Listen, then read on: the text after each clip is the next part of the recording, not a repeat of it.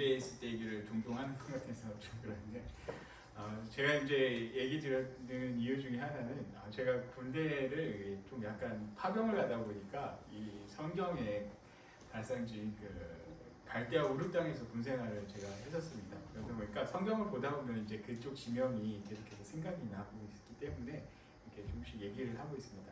오늘도 또 얘기를 할 수밖에 없는 그런 상황이 됐는데 제가 이제 군대에서 저희가 파병을 가면서 이제 다른 군대랑은 좀 다른 경험을 한 게 어떤 경험이 또 있었냐면 저희는 일주일에 한 2번, 3번씩 아랍어 교육을 배운 적이 있었습니다. 그래서 뭐 전문가라고 하긴 좀 그렇지만 거기가 제가 경기도 광주에서 한 2달 정도 이렇게 파병 가기 전에 훈련을 받았었는데 일주일에 한 2번씩 외국어 대학교 아랍어과에서 와가지고 저희 다 모아놓고 기본적인 것만 이렇게 훈련을 시켰었죠. 물론 그때 교육을 한 게 전문적인 것보다는 니네들이 혹시나 그쪽 가서 잡히면은 생존할 수 있도록 적어도 살려달라 이 정도 말은 해야 되지 않겠느냐 이러면서 그런 몇 가지 말들을 이렇게 배운 적이 있었죠. 근데 물론 저희가 전문적으로 배운 게 아니라 많이 생각이 나지는 않는데 아랍어에는 이게 몇 가지 특성이 있었습니다. 그게 뭐냐면 신앙적인 용어가 굉장히 많다라는 거죠. 하다못해 인사말도 알라의 평화가 당신에게 있기를 원합니다. 이런 인사를 시작해가지고 다 모든 게 그 신앙적인 요소가 굉장히 많이 담겨져 있습니다. 그럴 때 이제 또 기억 남는 단어 중에 하나가 무엇이냐면 인샬라라는 말이 있어요. 옛날에 90년대인가요? 언제 한번 최민수 씨가 나왔던 영화 제목에 인샬라라는 영화가 있었는데 이 말이 어떤 뜻을 갖고 있냐면 알라의 뜻이라면 이라는 의미가 여기는 담겨져 있습니다. 근데 이제 그때 이 아랍어를 배울 때 인샬라라는 말이 왜 저런 말을 쓰나 참 이해가 되지가 않았어요. 왜 그랬냐면 이 아랍인들이 상업이 굉장히 많이 발달이 됐는데 여러분들 혹시 아라비아 상인 이런 말 많이 들었었죠? 그래서 상업이 굉장히 많이 발달이 됐었는데 이 사람들이 거래를 하고서 인샬라하고 뒤돌아서서 헤어진다는 거예요. 근데 이제 거기서 인샬라라는 말이 어떤 의미가 있냐면 알라의 뜻이라면 우리의 거래가 이루어질 것이고 만약에 알라의 뜻이 아니라면 우리의 거래가 이루어지지 않을 것이다 라는 의미로 인샬라하고 헤어진다는 거예요. 이 말을 들으면서 이런 사람들이 있어? 그럼 잘 되면은 다 지들 탓이고 못 되면은 다 알라 탓이야? 신 탓이야? 자기 탓이 하나도 없다라는 그런 느낌이 들었어요. 그래서 모든 게 책임이 다 하나님한테로 돌아가는, 물론 알라라는 말이 유일신이라는 의미가 있습니다. 그렇기 때문에 모든 것이 신에게 탓을 돌리는 이 책임감 없는 이 민족성에 대해서 제가 이런 말을 쓸까 이해가 되지 않았던 그런 때가 있었죠. 그리고서 이제 계속해서 아랍이나 이쪽에 대해서 훈련을 받고 교육을 받으면서 이 인샬라라는 말에 대해서 다시 한번 생각이 들었던 게 무엇이냐면 이 지역이 전장으로 인해서 피폐가 되고 가족들도 많이 죽는 비운의 역사가 있었습니다. 그때 당시만 하더라도 우리나라도 이제 1950년대 한국 전쟁을 통해서 많은 가족들을 잃고 참 힘든 일을 겪었던 것처럼 이 지역에도 그런 일들을 그때 당시 이제 겪게 됐었죠. 가족들이 죽어야 했고 그리고 이제 유엔 평화군이라고는 하지만 그 사람들에 의해서 어찌됐건 민간의 피해가 있을 수밖에 없었던 그런 상황들인데 그리고 후세인 정권에 의해서도 많이 죽을 수밖에 없었는데 이제 이 사람들이 고통 속에서 외칠 수 있었던 유일한 말이 이 인샬라라는 말이에요. 왜 그러냐면 아들이 죽었는데 딸이 죽었는데 사랑하는 가족들이 전쟁으로 인해서 죽었는데 이 사람들이 할 수 있는 게 인샬라라는 말밖에 아무것도 없다라는 거예요. 그래서 인샬라 인샬라 하면서 눈물을 흘릴 수밖에 없었던 게 바로 이때의 이 사람들이었다는 겁니다. 그럼 이 사람들이 왜 그렇게 인샬라라는 말을 외쳤을까? 생각해보면 단순합니다. 죽음 앞에 누가 이 사람들을 살릴 수 있겠습니까? 치료할 수 있겠습니까? 그들이 할 수 있는 것은 아무것도 없었고 울면서 정말 알라의 뜻이라면 내가 이것을 받아들이겠다라는 마음으로 그 말을 외치면서 울 수밖에 없었던 것이 바로 이때의 사람들이었다라는 것입니다. 그래서 그 말을 듣고서 마음이 좀 달라지게 되었습니다. 여러분들 혹시 사랑하는 누군가를 잃어본 적이 있으십니까?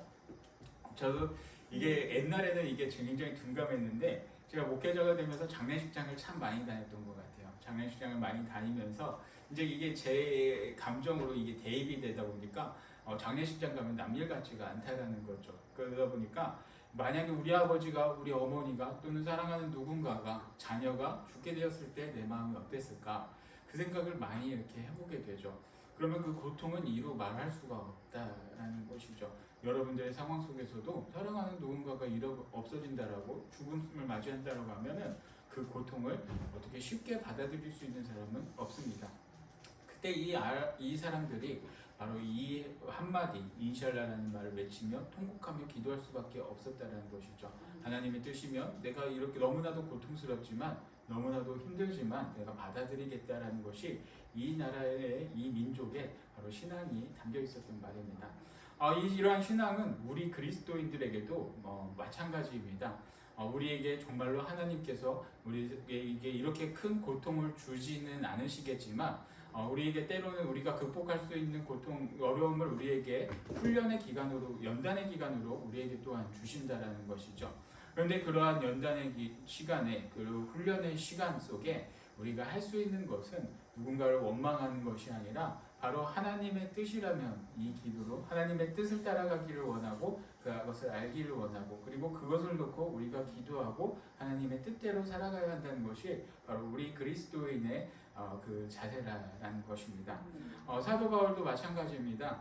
지난주에 혹시 오셨던 분들은 이 말씀을 보고서 낯익은 말씀이다 생각이 드셨을 것 같아요. 혹시 지난주 말씀이 어딘지 기억나시는 분 계세요? 생각 안 하시죠? 그래서 제가 지난주의 말씀을 그대로 오늘 또 갖고 왔습니다.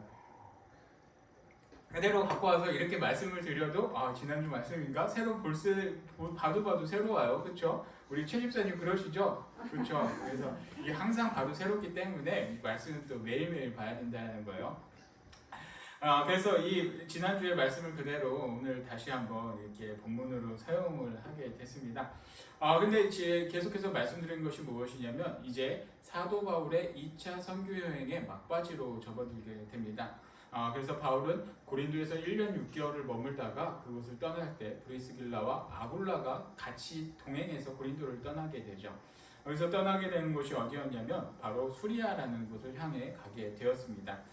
근데 이곳을 향해 간다는 것은 다시 이제 2차 전도 여행을 마무리하고 3차 전도 여행을 준비하기 위해 다시 본거지 예루살렘 교회 그리고 그를 파송했던 안디옥 교회로 향하여 간다라는 것입니다.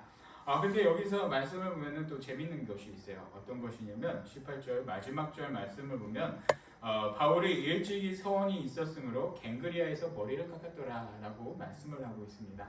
근데 이 말씀을 왜 적어놨을까? 바울이 머리를 한 번도 깎지 않았을까? 많은 그런 궁금증을 자아내게 하는 말이 이 말씀이라는 것이죠. 우리가 생각할 때 우리는 뭐 한 달에 한 번이든 몇 달에 한 번이든 머리를 깎았는데 이렇게 바울이 머리를 깎을 것을 기록을 할 만큼 이게 중요한 일인가? 라는 그런 생각이 들어가게 됩니다. 물론 성경에서는 중요한 것만 적어놓죠. 왜냐하면 수십 년의 기록들을 한 절로 요약을 할 수밖에 없기 때문에 짧게 이렇게 한 줄로 중요한 사건을 적어 놓았다는 것이죠. 그러면 바울이 머리를 깎은 게 왜 중요한 사건이 되었을까? 많은 궁금증을 낳게 됩니다. 근데 여기서 우리가 유추해 볼 수 있는 것은 어떤 것이냐면 바울이 서원이 있었으므로라는 말씀이죠. 바울이 머리를 깎은 이유가 그가 서원이 있었고 그 서원으로 인해서 바울이 머리를 깎았다라는 것을 우리는 이 말씀을 통해 알 수 있습니다. 그런데 그 외에는 우리가 그 어떤 것도 알기가 힘들다는 거죠. 근데 서원이라는 것은 어떤 의미가 있을까? 우리가 한번 곰곰이 생각을 해보면은 우리가 서원을 할 때 어떤 의미가 있냐면 바로 나시린이라는 그런 것이 성경에는 기록이 되어 있습니다. 나시린법이라는 것이 어떤 것이냐? 구약 성경에서 우리가 대표적인 사람이 누구냐면 바로 삼손이 있습니다. 그리고 신약 성경엔 세례 요한이 또 있죠.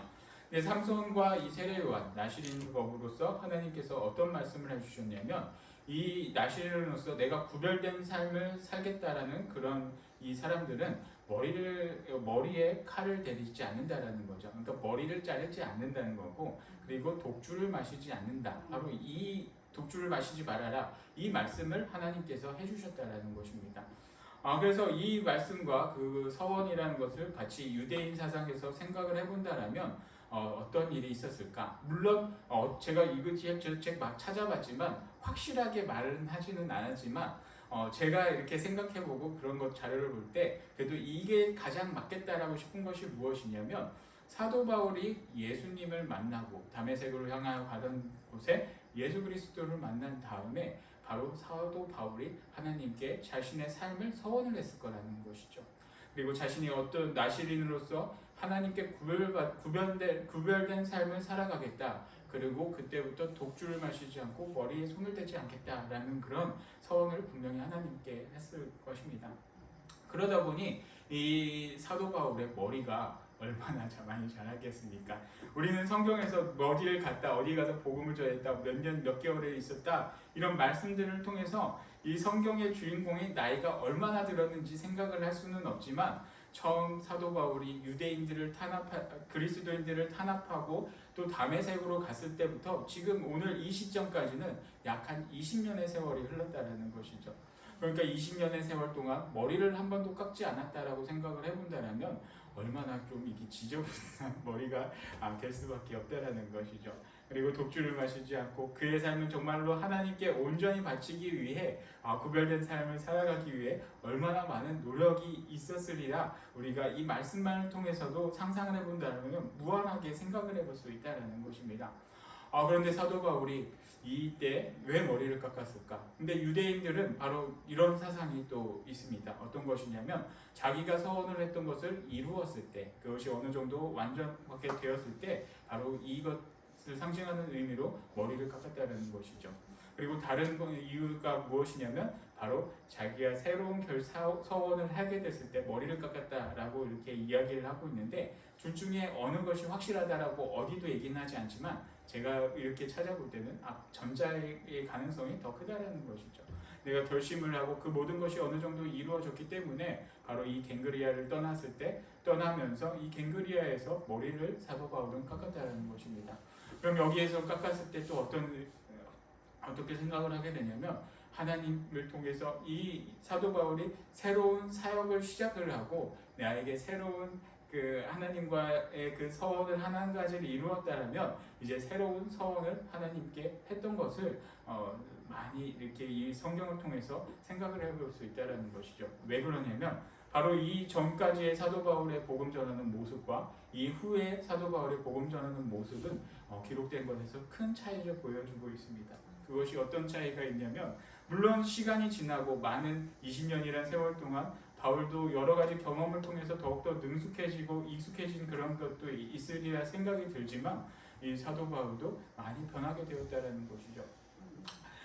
그래서 이제 말씀을 계속해서 보겠습니다. 그래서 고린도를 떠나서 머리를 깎고 바로 이 사도 바울이 향했던 곳이 어디였냐면 바로 예배소라는 곳입니다. 이 예배소는 어떤 곳이냐면 이제 아시아로 넘어간 거예요. 오늘날로 말하면 터키의 서쪽 부분에 있는 그 큰 도시가 바로 이 예배소입니다. 예배소에 대해서 이제 또 다음에 또 이야기할 기회가 많기 때문에 자세한 얘기는 하진 않겠지만 이 예배소라는 지역에서 사도 바울이 잠깐 머물면서 회당에 들어가서 늘 관습대로 복음을 전하고 그들과 유대인들과 토론을 하였다는 것이 오늘 말씀에 기록이 되어 있습니다. 근데 한 가지 재미있는 것이 무엇이냐면은 이 사도 바울이 이 예배소에 들어가서 회당에 들어가서 복음을 전할 때 예전처럼 무대포로 들어가가지고 복음을 전하고 그냥 토론하며 투쟁하며 이렇게 하지 않았다는 것이죠. 그것을 어떻게 할 수 있냐? 19절 말씀을 한번 보겠습니다. 19절 말씀을 보면 이렇게 말씀하고 있습니다. 예배소에 와서 그들을 거기 머물게 하고 자기는 회당에 들어가서 유대인들과 변론하니. 사도 바울이 어떻게 들어갔습니까? 그와 함께 있던 무리를 바로 예배소에서 따로 놓았다는 것이죠. 그와 함께 있었던 무리가 누굽니까? 그들은 바로 브리스길라와 아굴라 부부였다는 것이죠. 물론 실라와 바나바도 그들과 함께 떠났을 거라 생각은 들지만 여기 성경에서 기록된 두 사람 분명하죠. 브리스길라와 아굴라가 함께 갔는데 브리스길라와 아굴라를 회당으로 데려가지 않고 그들은 따로 떼어두고 이 사도 바울 혼자서 회당에 들어갔다는 것입니다. 그럼 여기서 우리가 한 가지 또 생각을 해볼게. 왜 전과는 다르게 바울이 왜 혼자 회당에 들어갔을까라는 그런 의문점도 한 가지 생각이 들게 됐죠.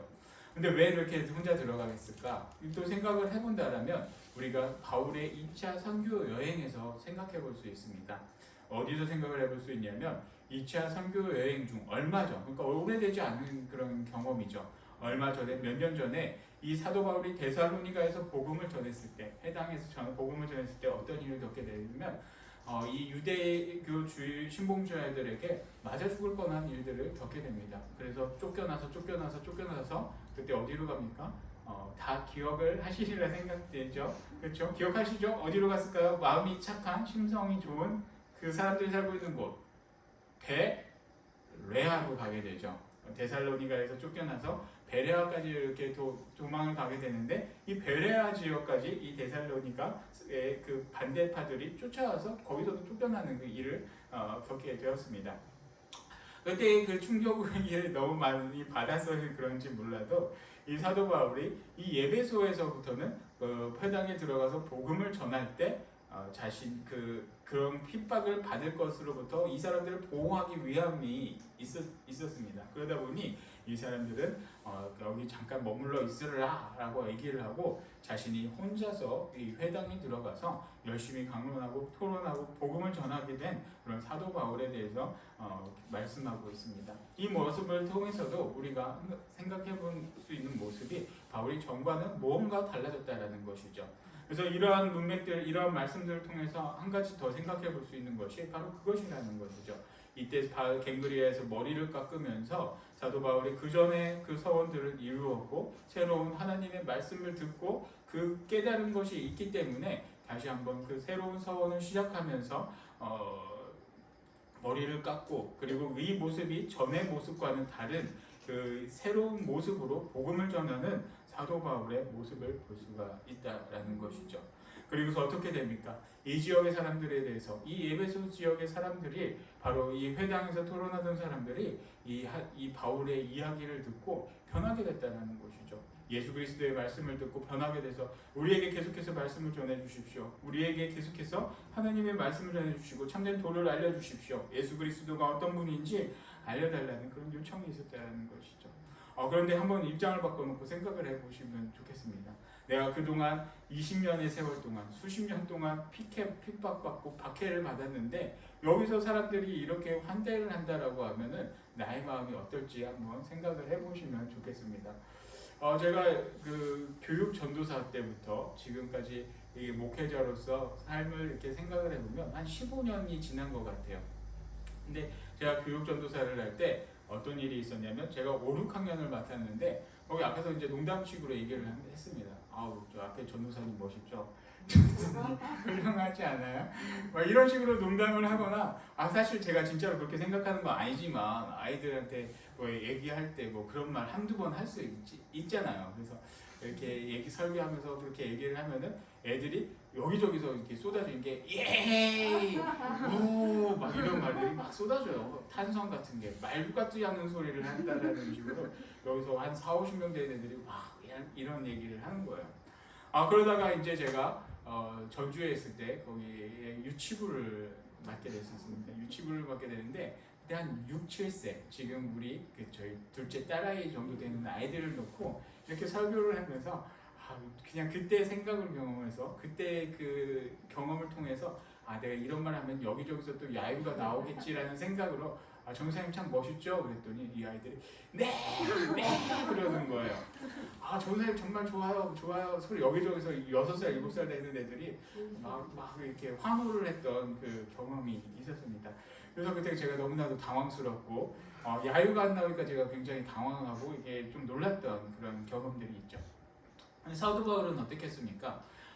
전에 그동안 복음을 전하고 말씀을 전했을 때마다 추방을 당하고 쫓겨나고 돌로 맞아 죽을 뻔하고, 그리고 아까 방금도 말씀드렸지만 데살로니가라는 곳에서 만났던 사람들이 베레아까지, 그때 교통수단도 좋지도 않았는데 이 사람 하나 내쫓겠다고 수백 킬로까지 쫓아오는 사람은 사실 이게 찾아보기가 쉽지 않을 거예요. 근데 이런 경험을 했으니 이 사도 바울이 이렇게 자신을 환대하는 사람들을 보면서 나도 좀 여기서 더 머물고 싶다라는 마음은 분명히 가질 수가 있다는 것이죠. 한번 생각해보면 충분히 그런 상황이라는 것이죠. 그런데 우리 사도 바울은 그렇지 않았습니다. 자신이 하나님의 서원을 깨달아 하나님께 서원한 것이 있었고 하나님의 뜻이 무엇인지를 분명히 알았기 때문에 이 사도 바울은 그들의 청을 거절을 하게 됩니다. 그리고 무엇이라고 말씀을 하냐면 21절 말씀 작별하여 이르되 만일 하나님의 뜻이면 너희에게로 돌아오리라 하고 배를 타고 예배소를 떠나라고 말씀하고 있습니다. 그렇게 자신을 환대하고 자신을 품어주는 이 사람들에게 내가 여기 하나님의 뜻이면 내가 다시 이곳에 오겠지만 만약에 하나님의 뜻이 아니라면 내가 너희들을 이제는 다시 못 볼 거라는 그런 인사를 하고 사도 바울이 이 예배소 지역을 떠나게 됩니다. 그것은 사도 바울이 분명히 하나님에 대한 그 뜻을 알고 있었고 자신이 가야 할 길이 어떤 곳인지 알고 있었기 때문에 자신의 마음, 자신의 생각, 자신의 의지가 아니라 하나님의 뜻을 따라서 자신의 그 길을 묵묵히 나가는 사도 바울의 모습을 여기서 볼 수가 있습니다. 근데 왜 그렇게 할 수 있냐? 우리가 이 성경 말씀을 보면은 간단해 보여요. 너무나 쉬워 보이고 단순해 보여요. 왜 그러냐면 22절을 보면은 뭐라고 기록이 되어 있냐면 가이사랴에 상륙하여 올라가 교회에 안부를 물은 후에 안디옥으로 내려가서라고 말씀을 하고 있죠. 저도 말씀을 보고 계속 생각하다가 이게 왜 나왔을까라고 이렇게 생각을 해보면 어렵지 않아요. 가이사랴라는 곳이 어떤 곳일까라고 생각을 해보면 이 가이사랴는 우리가 역사적으로 통해서도 많이 들어본 익숙한 이름이 하나 있을 것입니다. 누구냐면 바로 카이사르라는 것이죠. 시저, 율리우스 카이사르, 줄리어스 시저라는 그 로마의 그 명 장군이라고 해야 되나요? 통치자, 이 지도자가 있었는데 그 사람의 이름을 따서 가이사라라는 이름을 세 곳의 도시를 세우게 됩니다. 그 사람의 이름을 따서 세 개의 도시를 세우게 되는데 이 가이사라라는 곳이 이제 갈릴리 호수 쪽에 북쪽으로 하나가 있고 또 하나가 어디냐면 지중해 쪽에 또 하나가 있다라는 것이죠. 그리고 또 한 곳은 어디냐면 우리가 터키를 가면은 가이사랴 지방이라고 중부 갑바도기아 지방에 또 가이사랴라는 곳이 한 곳이 있습니다. 근데 여기서 이 가이사랴라는 곳이 어디냐면 바로 예루살렘을 끼고 있는 항구 도시가 바로 이 가이사랴라는 곳이죠. 오늘날로 말하면 텔아비브 지방과 가까이 있는 그곳이 바로 이 가이사랴 지방이라는 것입니다. 근데 이 가이사랴를 상륙해서 바로 교회에 올라가서 안부를 물었다라고 하는 것이 어디냐라고 이제 생각을 해보면은 이게 사실 안디옥이라는 것도 굉장히 거리가 먼데 여기가 어디냐면은 바로 예루살렘 교회라는 곳이죠. 교회가 어디냐? 대표적으로 그때 당시 많은 교회가 없었기 때문에 가장 상징적인 교회는 가장 최초의 초대교회인 예루살렘 교회였다라는 것이죠. 그리고 가이사랴라는 항구를 통해서 바로 이 예루살렘 교회를 사도 바울이 갔다라는 것입니다. 이렇게 보면은 너무나도 간단한 것이죠. 그 중간중간의 기록은 나와 있지 않기 때문에 그냥 바울이 에베소에서 가이사랴로 가서 바로 예루살렘 교회로 갔구나라고 생각을 할 수 있지만 이 에베소에서부터 가이사랴까지 거리를 제가 저 지도만 보면 이게 안 나와 있어서 요새 참 시대가 좋아졌어요. 네이버로는 이렇게 말씀을 드려도 괜찮지 모르겠지만 그 인터넷 창에서 거리를 검색해 보니까 1,500km가 나옵니다. 1,400km, 1,500km가 나오는 거리가 바로 이 거리라는 것이죠. 그때 당시에 이 거리를 간다라고 생각해 보세요. 너무나도 쉽지 않은 거리입니다. 몇 날 며칠을 걸어서 가야 되고 배를 타고 가야 되고 쉽지 않은 거리를 사도 바울이 갔다라는 것입니다. 저도 이렇게 잠깐 말씀을 드리다 보면 여러분들 혹시 4시간 이상 버스 타고 오신 적 있습니까? 아니면 차를 타고 오신 적이 있습니까? 정말 쉽지 않은 거예요. 저도 이제 20대 초반에 파병을 갔을 때 11시간을 비행기를 탔었는데 가만히 앉아있었는데 그때는 젊었으니까 괜찮았죠. 20대 초반에 얼마나 혈기왕성합니까? 버틸만 했는데 이제 한 30대 중후반 넘어가서 30 후반으로 가서 제가 그때 이 사도행전을 보고서 터키를 가자고 해서 집사람과 터키를 갔는데 그때도 11시간을 비행기를 타는데 너무나 힘들고 너무나 어려웠던 경험입니다. 그리고 거기 안에서도 이곳저곳을 여행을 다니면서 하루에 사실 여행 코스는 2시간, 3시간밖에 안 되는데 하루에 10시간씩 버스를 타고 다니니까 엉덩이에 이게 종기가 날 정도로 너무나 힘들었던 그런 기억이 있습니다. 근데 사도 바울이 1,500km를 이렇게 다니면서 그때 당시 교통도 좋지 않았을 때 이렇게 간다라는 것은 정말로 쉽지 않은 일이라는 것이죠. 그래서 가이사랴 지방에서 내려서 예루살렘 교회를 향해서 올라가서 그곳에서 무엇을 했습니까? 바로 선교 보고하고 거기 교회에 있는 사람들에게 안부를 묻고 안부를 전하고 사도 바울이 또 거기서 정착해 있었습니까? 그것이 아니었다는 것이죠. 그곳에서 그런 일을 행한 다음에 물론 며칠을 묵었는지는 알 수는 없지만 장기간 머무르지는 않았다는 것을 알 수 있는 것이 바로 기간이 기록이 되어 있지 않다는 것이죠. 오래 머물러 있으면 거기서 뭐 얼마를 머무르면서 무엇을 했다라고 했겠지만 여기서 말씀하고 있는 것은 안부를 물은 후에 안디옥으로 내려갔다는 것이에요. 그러면은 왜 안디옥으로 갔겠습니까? 예루살렘 교회가 그때 당시 교회를 상징하는 그런 초대 교회로서 교회의 대표적인 교회였기 때문에 그 교회를 갔고 또 그 교회에서 새로 개척해서 세운 이방인들 중심으로 세운 교회가 바로 안디옥 교회라는 것이죠. 그럼 안디옥 교회는 왜 갔겠습니까? 바로 이 사도 바울과 그때 당시 바나바를 파송했던 교회가 이 안디옥 교회라는 것이죠. 자신을 파송했던 그 안디옥 교회로 다시 돌아가서 또 보고를 하게 됩니다. 그런데 이 예루살렘과 안디옥과의 거리는 얼마가 될까요? 여러분들도 한번 생각해 보시면 깜짝 놀랄 거리라는 것이죠. 얼마나? 650km입니다. 오늘날은 국경도 다릅니다. 오늘날 이 안디옥이라는 지방이 어디 지방이냐면 터키의 그 동쪽 끝쪽에 있는 게 바로 이 안디옥이고 이 예루살렘은 바로 이스라엘에 있다는 것이죠. 이 바울은 다시 자신의 그 안디옥 교회를 보고하기 위해서 안디옥 교회로 내려갔다는 것입니다. 650km. 그리고 이 사도 바울이 당시 우리가 아까도 말씀드렸지만 젊지 않은 나이, 지금 한 20년이 지났기 때문에 적어도 50 정도는 됐을 이 사도 바울이 그 거리를 쉬지 않고 이렇게 달려간다는 것은 어떤 이유가 있겠습니까?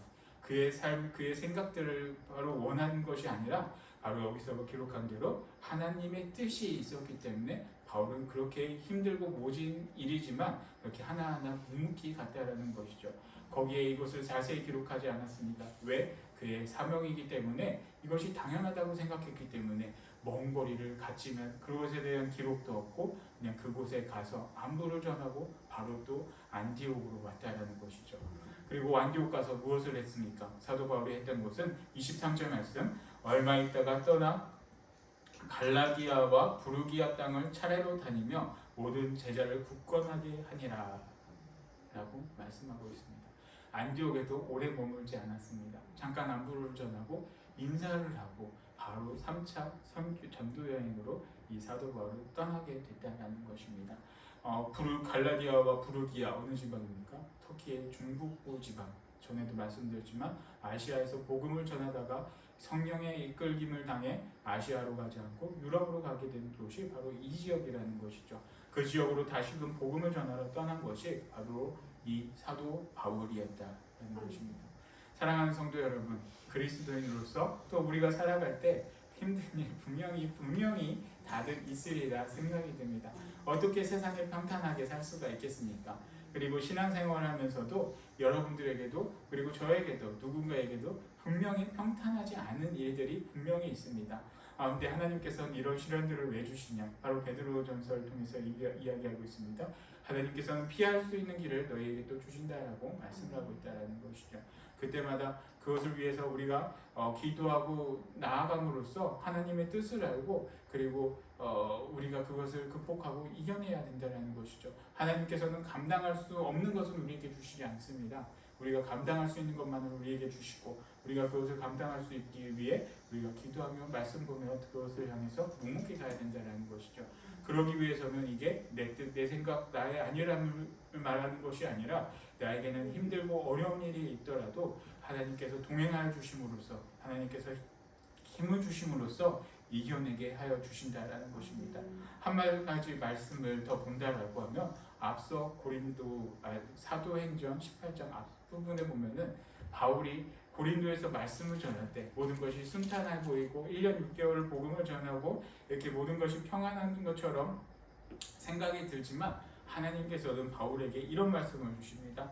바로 18장 9절 말씀, 밤에 주께서 환상 가운데 바울에게 말씀하시되 두려워하지 말며 침묵하지 말고 말하라.